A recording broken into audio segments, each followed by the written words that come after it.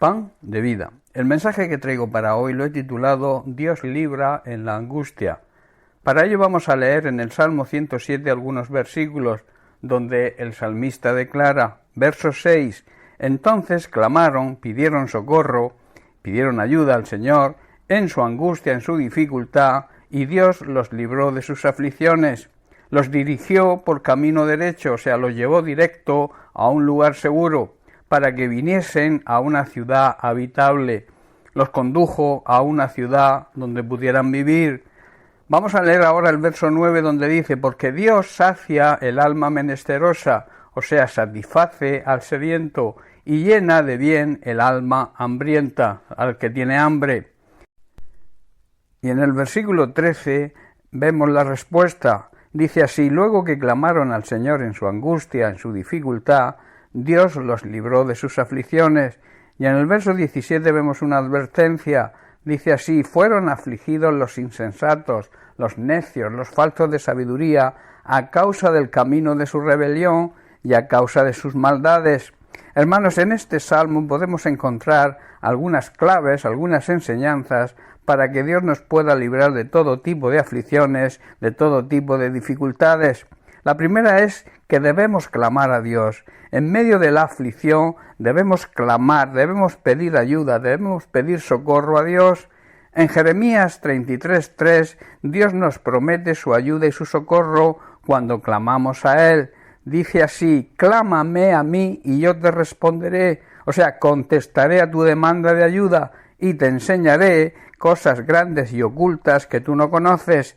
En otras palabras, te daré a conocer secretos sorprendentes que no conoces acerca de lo que está por venir. Hermanos, clamar significa dar voces pidiendo ayuda. Debemos levantar nuestra voz al cielo, donde está el trono de la gracia de Dios. En el libro de Hebreos, capítulo 4, versículo 16, podemos leer, dice así, acerquémonos pues confiadamente, o sea, con toda confianza. Hermanos, lo que nos da esa confianza es saber y entender que somos hijos de Dios, y dice que debemos acercarnos con esa confianza al trono de la gracia para alcanzar misericordia y hallar gracia para el oportuno socorro. Allí, en ese trono, a los pies de ese trono, encontraremos la gracia que nos va a ayudar cuando lo necesitemos. La consecuencia de nuestro clamor será su respuesta, y además Dios nos conducirá en nuestra vida por un camino seguro, y llegaremos al lugar más estable para vivir, que no es otro que su presencia.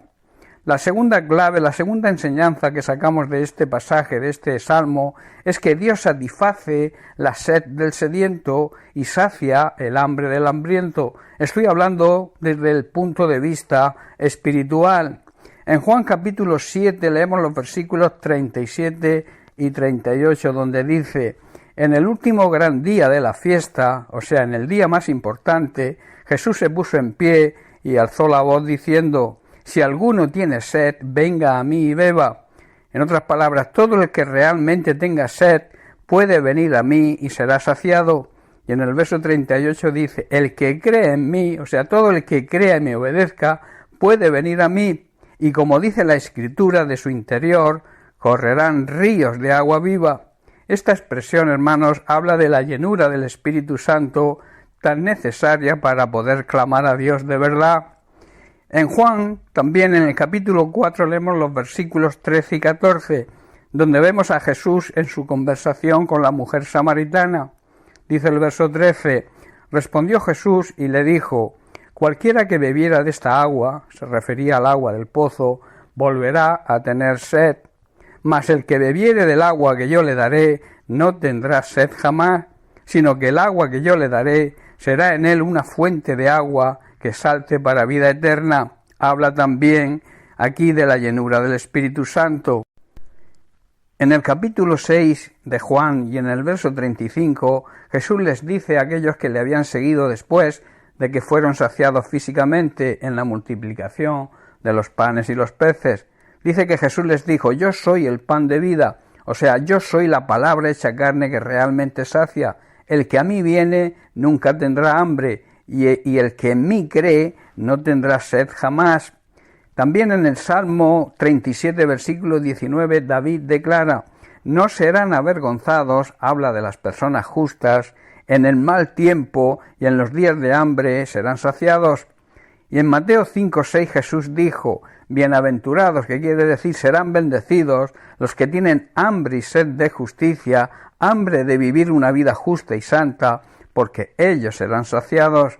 Hermanos, si en nosotros hay un deseo ardiente de ser saciados espiritualmente de esa agua viva y de ese pan bajado del cielo, la promesa de Dios es que seremos saciados. La tercera clave, la tercera cosa o la tercera enseñanza que sacamos de este salmo es que los insensatos, los necios, los faltos de sabiduría, recibirán aflicción. Está diciendo que los que desprecian y se burlan de Dios, los que siguen en rebeldía y siguen viviendo en pecado, no serán saciados y recibirán la consecuencia de su pecado.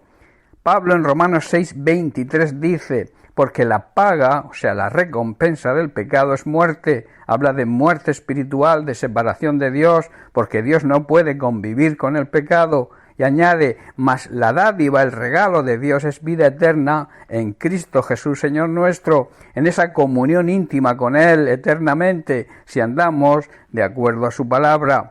Seamos pues sabios y vivamos una vida justa y en santidad, y Dios nos promete primero que responderá a nuestro clamor, a nuestro pedido de socorro, y recibiremos su ayuda. En segundo lugar, si realmente hay un deseo ardiente en nosotros, seremos saciados. Y por último, una tremenda advertencia para los insensatos, para aquellos que viven en pecado. Dice que recibirán las consecuencias que esto conlleva, o sea, la muerte espiritual, la separación con Dios. Quiero terminar y dejaros con unos versículos más del Salmo 107.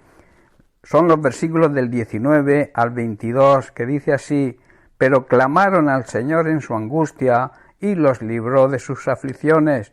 Dice el verso 20: envió su palabra es Jesucristo, y los sanó y los libró de su ruina. En otras palabras, los arrebató de las puertas de la muerte espiritual. Verso 21: alaben la misericordia del Señor, alaben a Dios por su gran amor y sus maravillas para con sus hijos y para con los hijos de los hombres, por las maravillas, hermanos, que ha hecho a favor de los seres humanos. Y el verso 22 dice: ofrezcan sacrificio de alabanza y publiquen, den testimonio de sus obras con júbilo, con gran gozo.